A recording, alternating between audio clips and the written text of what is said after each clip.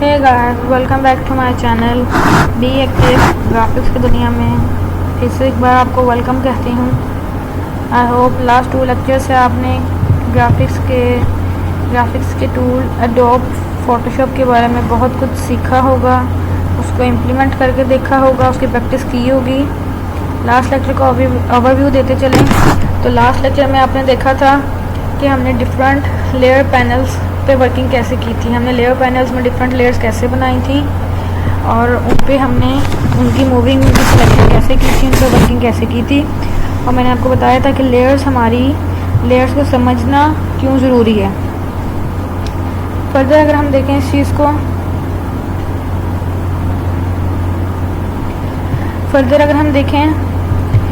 तो last lecture आपको याद होगा, यहाँ पे हमने 2 लेयर्स बनाई थी सिलेक्शन की, जिसमें हमने सिलेक्शन की थी, और 2 लेयर्स हमने टेक्स्ट की बनाई थी। और मैंने आपको बताया था कि नेक्स्ट लेक्चर में मैं आपको गाइड करूँगी कि हम लेयर्स को आपस में मर्ज कैसे कर सकते हैं, 2 लेयर्स को आपस में ज्वाइन करके उनकी वर्किंग कैसे कर सकते हैं। क्योंकि अभी फ़िलहाल हमने जस्ट 4 लेयर्स बनाई हैं, लेकिन फर्दर जब हम प्रोफेशनली वर्क कर रहे होते हैं तो हमारे पास मल्टीपल लेयर्स होती हैं।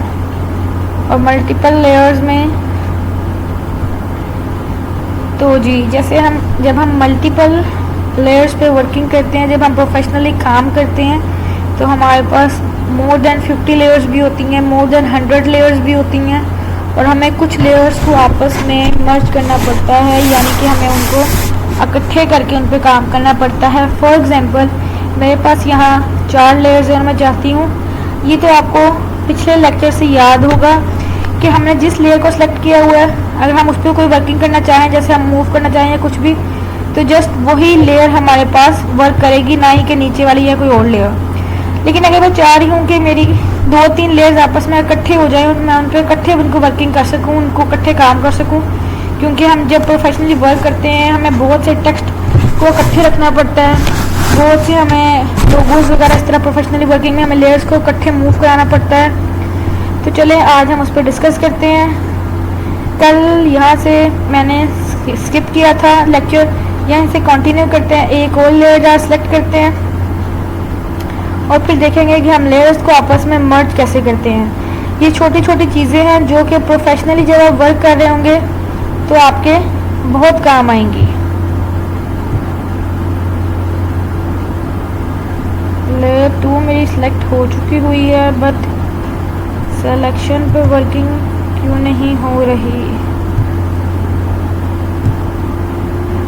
Late me check it. Deselect जी, पहले मैंने डीसेलेक्शन कर ली हुई थी, इसलिए इस पर वर्किंग नहीं हो पा रही थी जी। तो हमने अब नई एक लेयर क्रिएट की आज लेयर 2 के नाम से।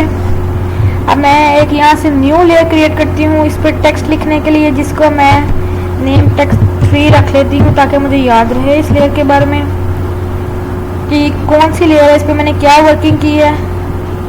इस पर अब हम टेक्स्ट ऐड करके देखते हैं। कलर का टेक्स्ट ऊपर आपको मैंने बताया था, ऊपर मेन्यू बार होता है, जो भी हमने टूल सेलेक्ट किया हो उसकी प्रॉपर्टीज़ यहाँ पे आती हैं। तो हम लोग ऊपर से प्रॉपर्टीज़ चेंज करके हमने उसका कलर चेंज किया ताकि टेक्स्ट के ऊपर हमारा जो नीचे बैकग्राउंड पर्पल है उसके ऊपर टेक्स्ट प्रोमिनेंट हो, एंटर किया। अब आप देख सकते हैं यहाँ पे मेरे पास टोटल 6 लेयर्स बन चुकी हैं।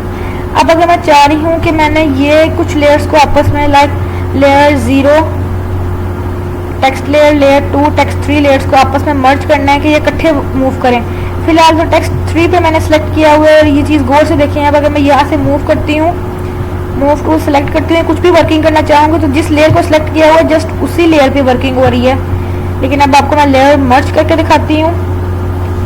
तो ये देखिए, जब आपने लेयर मर्ज करनी होती है, आपने जिस लेयर को किसी भी लेयर को सिलेक्ट करना है, जिनको आपस में मर्ज करना है, आपने उस लेयर को सिलेक्ट करना है और फिर आपने शिफ्ट प्रेस करके आपने नेक्स्ट जिस लेयर तक मर्ज करना है आप उस लेयर पर जाके क्लिक करेंगे और कंट्रोल ई प्रेस कर देंगे।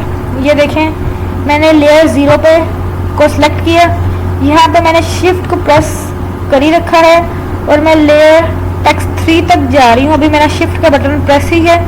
अब मैं टेक्स्ट 3 तक जाके क्लिक कर रही हूँ ये सारी लेयर्स आपस में सिलेक्ट हो चुकी हैं, आप देख रहे हैं इनमें थोड़ा सा ट्रांसपेरेंट सा कलर आ चुका है।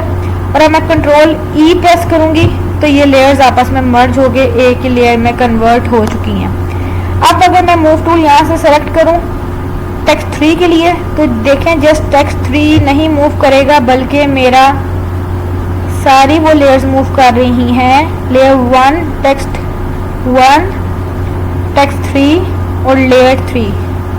ठीक है जी, आई होप ये वाला कॉन्सेप्ट आपको क्लियर हो चुका होगा कि हमने लेयर्स को आपस में कंबाइन कैसे करना होता है, मर्ज कैसे करना होता है। चलिए मैं फिलहाल कंट्रोल जी करके इनको दोबारा पहले की तरह ही कर रही हूँ। फर्दर हम वर्किंग शुरू करते हैं। अब आगे हम देखते हैं जी फेदर क्या होता है। मैंने ये लेयर 0 सेलेक्ट की है और अभी अगर मैं इस पर कंट्रोल प्रेस करके शिफ्ट प्रेस करके आई प्रेस करूँगी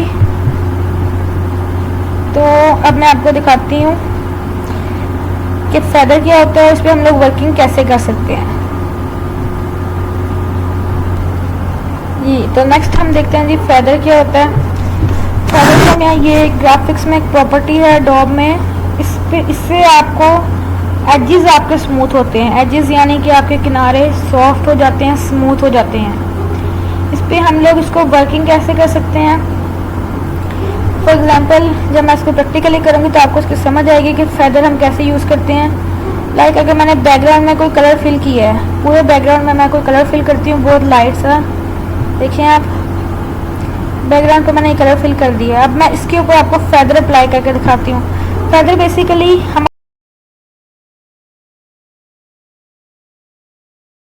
सारी जगह को जो है वो स्मूथ कर देती है, उसके एजेस को स्मूथ कर देती है। ये देखें अब मैंने जितनी जगह को सिलेक्ट किया, ये मैंने इतनी जगह को सिलेक्ट किया।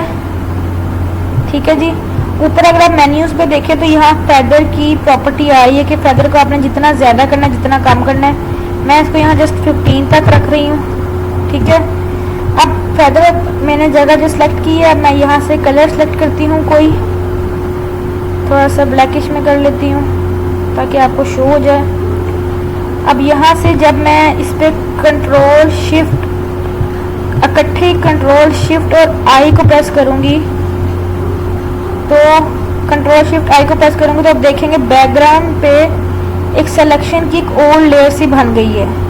ये एक्चुअली फेदर की लेयर बन गई है। जब मैं इस पर कलर पुट करूँगी, दोबारा से एग्जांपल देती हूँ, मैंने यहाँ से ये पॉलीगोनल लेसर टूल सेलेक्ट तो कर लिया, लेकिन अब अगर आप देखें तो ये ख़त्म बिल्कुल नहीं होगा। अब जैसे मर्जी इसको ख़त्म करना चाहें ये ख़त्म नहीं होगा, ना ही आप कोई और टूल सेलेक्ट कर सकते हैं। इसके लिए अगर आपको ख़त्म करना है इसको तो आप कंट्रोल प्लस डी करेंगे तो ये ख़त्म हो जाएगा। कंट्रोल डी सेलेक्ट करेंगे आप, इस पॉइंट पे जाके इसको क्लिक करेंगे और कंट्रोल डी करेंगे तो ये ऑटोमेटिकली ख़त्म हो जाएगा। आई होप आपको ये चीज़ समझ आई होगी कि लेसर टूल और पॉलीगोनल लेसर टूल में क्या फ़र्क है। इसमें पॉलीगोनल लेसर टूल में बेसिकली हमारे पास ये देखिए इसके एंकर पॉइंट्स होते हैं। एंकर पॉइंट्स हम बेसिकली जोड़ को कहते हैं, किसी चीज़ को जोड़ के रखने के लिए। तो इसमें जस्ट हमने लाइक अगर मैंने यहाँ पे एक स्टार शेप बनानी है तो ये देखें मैं जस्ट यहाँ पे क्लिक करके छोड़ूंगी, क्लिक कर ही रखूँगी, जब छोड़ूंगी तो यहाँ पे एक एंकर पॉइंट बन जाएगा। फिर मैं नेक्स्ट क्लिक करूँगी तो वो दोबारा स्टार्ट हो जाएगा, और यहाँ पे क्लिक कर ही रख के मैं जब नेक्स्ट लेके आऊँगी छोड़ूंगी तो वो दोबारा बन जाएगा। ये देखें अब यहाँ से क्लिक कर ही रखा है मैंने, जहाँ पे जाकर एंकर पॉइंट बन जाएगा। दोबारा मैं क्लिक करूँगी तो नेक्स्ट एंकर पॉइंट शुरू हो जाएगा, दोबारा छोड़ूंगी और फिर दोबारा क्लिक करूँगी तो नेक्स्ट एंकर पॉइंट शुरू हो जाएगा। जहाँ तक आपने लाइन को खींच के लेके जाना है वहाँ तक आपको लेफ्ट की को प्रेस कर ही रखना है, और जहाँ पे एंकर पॉइंट बनाना है वहाँ पे आपने उसको छोड़ देना है। ये मैंने छोड़ दिया तो मेरा न्यू एंकर पॉइंट बन गया, और मैं इसको क्लिक करके नए एंकर पॉइंट को यहाँ से ड्रॉ करूँगी, अब यहाँ लेकर छोड़ दूँगी। अब फिर मैं इसको क्लिक करूँगी और इसके ज्वाइनिंग पॉइंट तक लेके जाऊँगी तो ये देखें जी ये मेरे पास शेप ऑलमोस्ट बन चुकी है। ये देखिए इस पर मैं इजीली अब कलर करके इसको मैं कहीं भी मूव टूल से एडजस्ट कर सकती हूँ। ये देखें तो ये भी हमारा टूल है जो कि बहुत काम आता है, लेकिन इसके लिए जस्ट आपको थोड़ी सी प्रैक्टिस की ज़रूरत होगी, प्रैक्टिस करनी होगी थोड़ी सी आपको पॉलीगोनल लेसर टूल को यूज़ करने के लिए। आई होप आज का लेक्चर काफ़ी लंबा हो गया है, आई होप आपको समझ आया होगा। इंटरेस्टिंग था काफ़ी, आज की टूल्स जो थे वो काफ़ी इंटरेस्टिंग थे। आपने लेयर्स को मर्ज करना, कंबाइन करना सीखा, आपस में फेदर अप्लाई करना सीखा। लेसर टूल्स में आपने लेसर टूल और पॉलीगोनल लेसर टूल को सीखा। तो आई होप आज का लेक्चर आपके लिए बेनिफिशियल रहा होगा। इसको इम्प्लीमेंट करें, इसकी प्रैक्टिस करें। Practice makes the man perfect, और ग्राफिक्स में सबसे ज़्यादा प्रैक्टिस की ज़रूरत होती है। जितने आप प्रैक्टिस करेंगे ग्राफिक्स आपकी उतनी अच्छी हो जाएगी, डिज़ाइन आपके उतने क्लियर हो जाएंगे, डिज़ाइन में आपकी उतनी क्लियरिटी आ जाएगी। और क्लैरिटी बहुत ज़रूरी होती है ग्राफिक्स डिज़ाइनिंग में प्रोफेशनली वर्क करने के लिए। तो इसकी आज आप प्रैक्टिस करें। आज का लेक्चर इन्फॉर्मेशनल रहा है तो लाइक के बटन को प्रेस कीजिए, लाइक कीजिए, सब्सक्राइब कीजिए, बेल आइकन के बटन को प्रेस कीजिए और चैनल को सब्सक्राइब कीजिए। नेक्स्ट लेक्चर में हम आगे फर्दर टूल यूज़ करना सीखेंगे, स्पॉट हीलिंग टूल, जो कि बहुत ही मज़े का टूल है। इसमें हम लोग स्पॉट हीलिंग सीखेंगे, हीलिंग ब्रश सीखेंगे, पैच टूल सीखेंगे, और सबसे मज़े का टूल मुझे लगता है। तो नेक्स्ट लेक्चर ज़रूर देखिए। Bye bye.